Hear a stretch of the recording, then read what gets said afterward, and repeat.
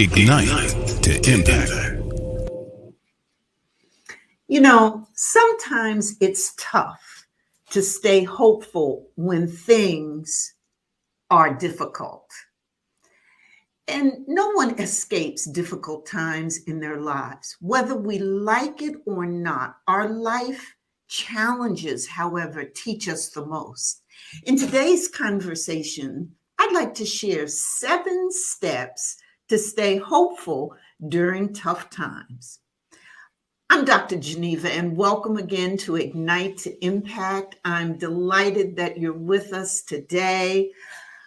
Women's History Month is celebrated in March, as you know, but every day is a special time to celebrate and recognize women, and particularly their ability to stay hopeful and promote hope.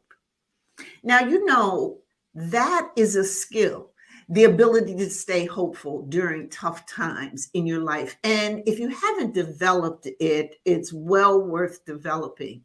So here are 7 things that I've found in my experience as a mother, wife, career woman, businesswoman, entrepreneur, and being out there in the field, fighting and doing advocacy work and running organizations successfully, coming through really difficult times, I've discovered a thing or two about what it takes to remain hopeful during challenging times. The first is to ask yourself what you can learn from whatever tough experience you're going through. By seeking out lessons to be learned, you can calmly face the problems that are right there before you. Discover what you can about the situation, learn from it, and then move on. Number 2, accept the challenge for what it is. If you've been hit broadside with a difficulty that's kind of left you feeling sad and in the negative space, the worst thing you can do is to try to ignore the problem that's there. So first, acknowledge the problem so you can deal with it head on and find a solution. Start by asking yourself if the issue is something you can change. If it is, then it's time to make a game plan. If it's not, you're going to have to learn how to live with the new status quo rather than wasting time and energy fighting it. The third way that you can stay hopeful during tough times is to revisit the past. Oh, so you might say, Dr. Geneva, what are you talking about? Take a step back? Because you've been through tough times before. Think back to remind yourself of one of those challenges. And it didn't last forever, did it? Hope springs up from the knowledge that you've gotten through the problems before. This is particularly something to remember during these times of pandemic. I know for you, as probably for me, it was a whole lot different when the pandemic first started out. So in March 2020, things were really different. We thought we'd never get through it.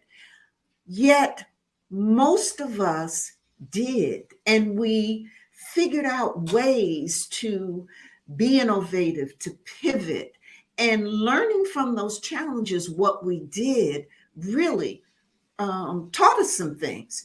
And so hope does spring up from the knowledge that we've gotten through the problems we've faced. Number 4, record the experience. So, you know, if you blog, if you journal, if you record what's going on, helps you process the experience and find really creative solutions. When we get things out of our head and onto paper or to speak out, we're able to deal with problems, in a more logical way rather than just emotions. Looking back at this record or journal also becomes a powerful experience of our own progress, which offers us hope. Do you know how many times that you can, when you journal something, just going back and reading it, think about how you feel with that. The fifth way I believe you can find hope during times that are really tough is to laugh. You know that good old deep down belly laugh, that you can pull out when you're watching a cartoon or you're thinking about something that's fun. Laughter is a great message, a great medicine for you. It's a good message too. It's a message to stay hopeful and to remember those things that are fun. So, even if you don't feel like laughing when you first start out or when things are just starting out, you'd say, I don't feel like laughing about this, but try it. The act of laughing itself changes your mood, if nothing else. Hopelessness does not stand a chance against a good old belly laugh. The fun thing about laughter is once you start, it's kind of hard to stop. So do what I do on Saturday morning. I'll find, even if it's only 10 minutes to watch cartoons, they are fun. They give me a laugh. And when I'm in my car driving, and I put on the laugh station, the comedy station.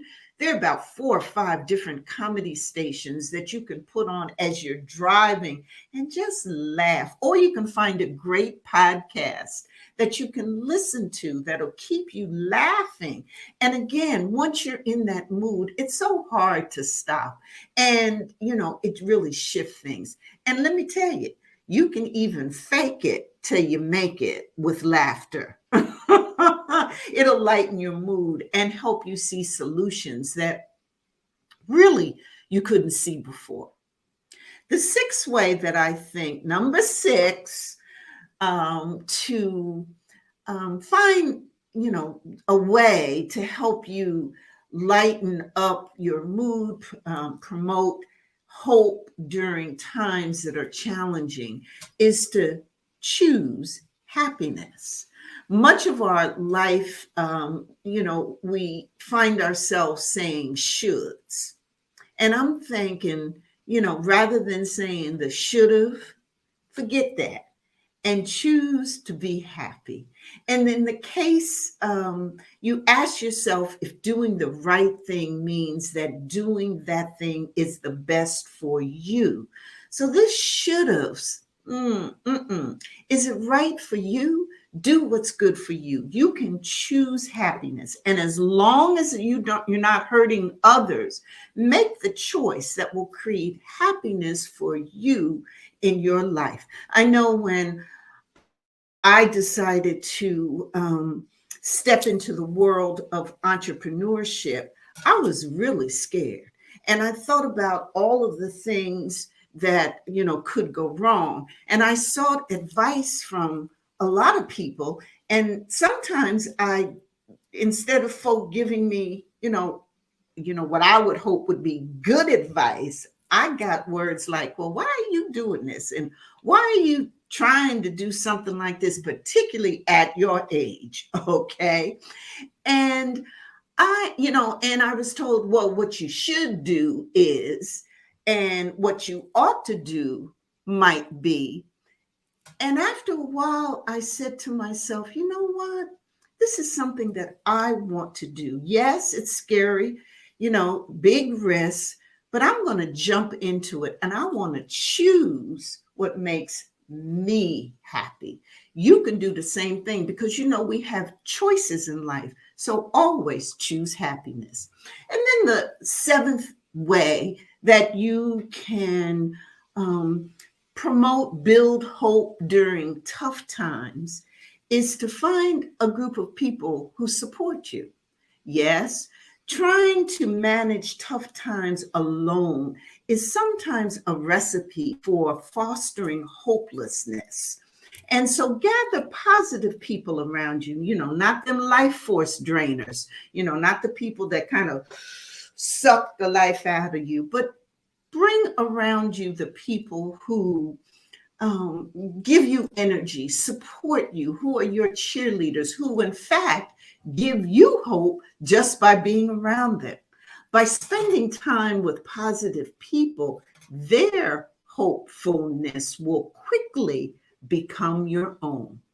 So I hope these 7 ways to find, to stay, to be hopeful during tough times help you. And please come on and join my email community. Follow me on social media at Dr. Geneva Speaks. Love you. See you the next time.